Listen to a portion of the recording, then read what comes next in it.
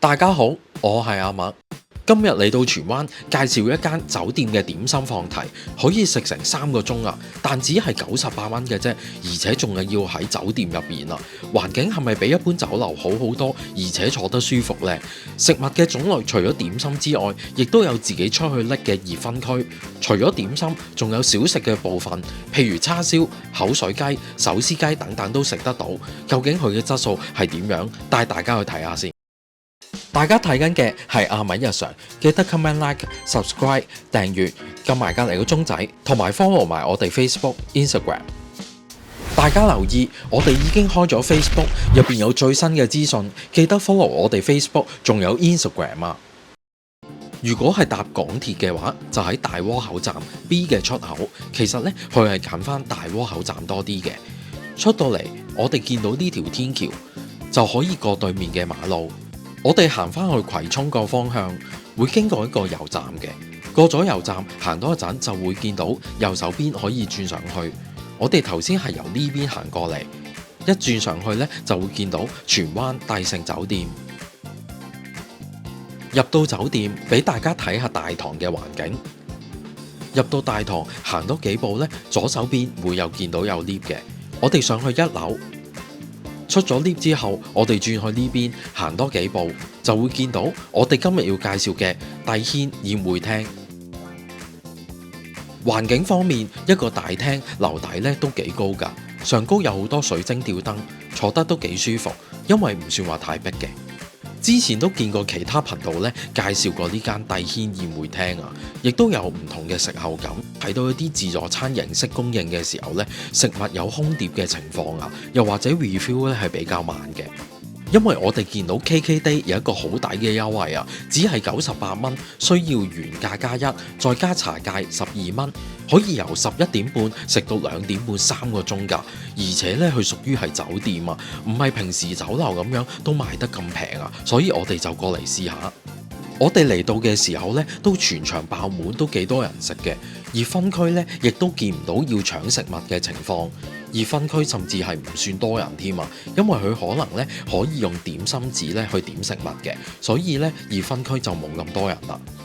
我哋睇下個點心紙先，點心嘅種類咧又唔算話特別多嘅，譬如有灌湯餃、燒賣、鳳爪，去到腸粉，又或者一啲包類啊、蘿蔔糕等等都有嘅。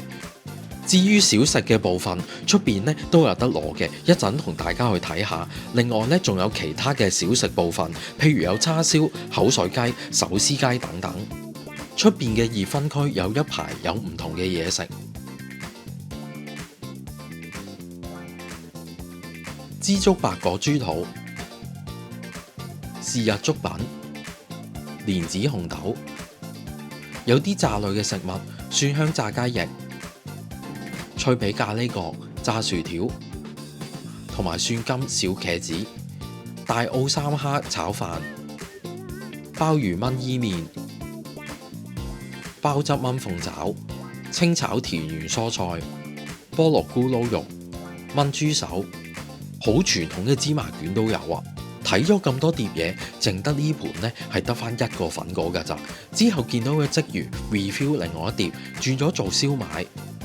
都大約係5分鐘之內嘅時間呢，就會 refill 翻㗎啦。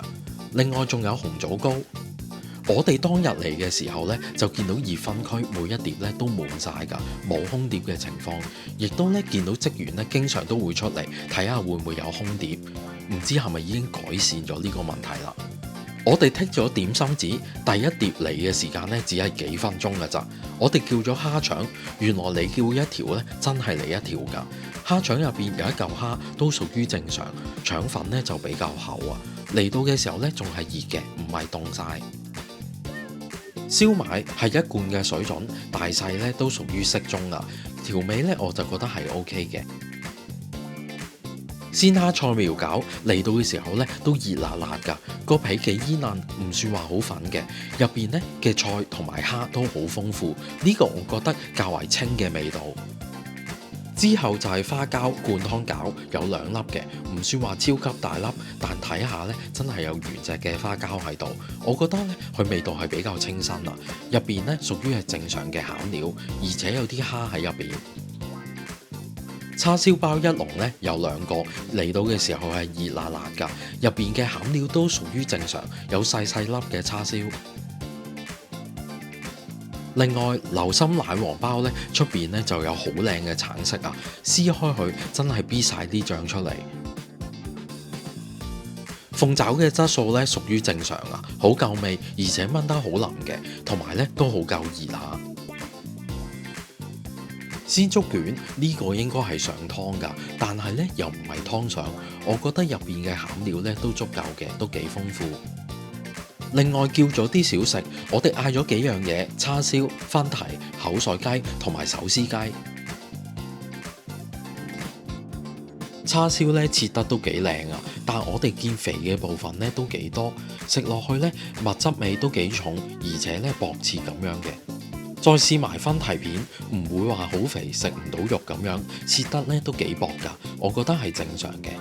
再試埋手撕雞，我哋食嘅部分咧啱啱好係雞髀肉啊，所以都幾嫩滑，亦都帶少少麻香味，加上有芫茜一齊食咧都幾香，係唔錯嘅。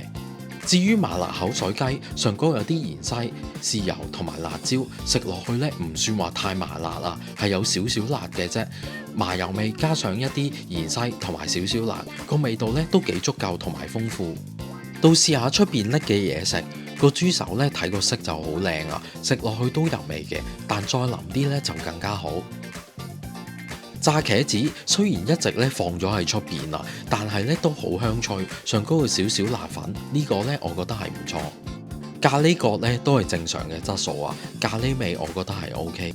蒜香炸雞翼入邊咧唔算話好乾啊，但係出邊嘅食物咧始終係只係微暖嘅啫，所以我見大多數嘅食客都係叫點心多啲，因為點心咧一出到嚟都係熱辣辣嘅。炆伊麵我覺得屬於正常，譬如一啲配菜同埋菇都係正常嘅質素。炒飯食落去都幾香口，而且有啲菜肉瓜或者蝦做配料都係足夠嘅，而且加咗一啲魚仔，令到味道咧更加係香口啊！但始終咧係擺得耐咗，因為喺熱分盤入邊，我就覺得係乾咗少少。再試埋鮑汁鳳爪，我覺得咧比點心嘅鳳爪係更加好食啊，因為好夠腍，一咬落去咧已經可以整開晒，而且咧係幾夠味嘅，鮑汁味咧又唔會話過分濃。好耐冇食過呢個芝麻卷啦，年輕嘅朋友咧可能直情唔知係乜嘢啊，亦都好多飲茶嘅地方咧未必有得食。呢個係熱分區嗰度攞嘅啫，但係都好熱啊！最重要咧係個芝麻味都好重，俾個側面大家睇下，人哋成日話菲林桶就係咁解啊，真係好似菲林，而且咧都幾煙韌啊！好啦，今日我哋食完帝軒宴會廳之後呢，雖然唔算一間好大嘅酒店，但始終喺酒店嚟講呢，價錢真係唔算話太貴。點心方面，食物呢嚟到嘅時候都好夠熱，食物質素我覺得係屬於正常，同出邊嘅酒樓呢唔算話太大嘅分別嘅啫。熱分區食物首先未有空碟嘅情況，食物種類呢都算係正常噶，而且環境呢，我覺得係坐得幾鬆動嘅。希望大家中意我呢條片嘅分享，我哋下條片再見啦！記得 comment、like and share， 記得一定要 subscribe 訂閱，我哋希望得到你嘅支持，撳埋隔離個鐘仔，同埋 follow 埋我哋 Facebook、Instagram，拜拜。